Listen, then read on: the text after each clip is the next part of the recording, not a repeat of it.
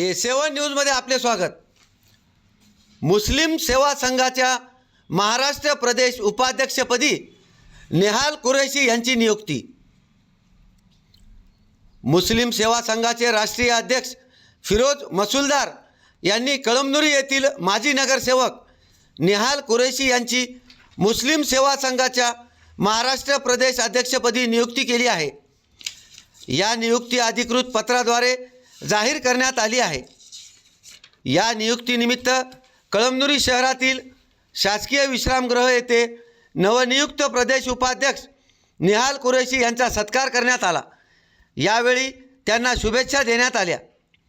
याच कार्यक्रमात मुस्लिम सेवा संघाच्या हिंगोली जिल्हा सदस्यपदी नगरसेवक शेख महबूब उर्फ बाबा व अख्तर पठाण यांचीही नियुक्ती करण्यात आली। सर्व नवनियुक्त पदाधिकाऱ्यांचे संघटनेच्या वतीने अभिनंदन करण्यात आले असून संघटना अधिक मजबूत करण्याची अपेक्षा व्यक्त करण्यात आली आहे। या प्रसंगी मुस्लिम सेवा संघाचे महाराष्ट्र प्रदेश सदस्य जाकीर पठाण, हिंगोली जिल्हाध्यक्ष शेख आमेर,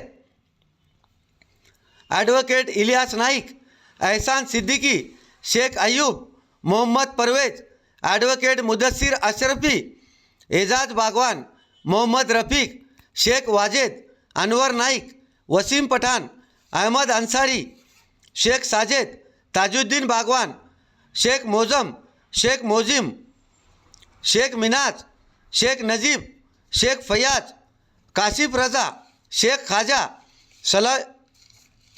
सलाम बागवान यांच्यासह मुस्लिम सेवा संघाचे अनेक पदाधिकारी व कार्यकर्ते मोठ्या संख्येने उपस्थित होते। A7 न्यूजसाठी अनीस अहमद, हिंगोली।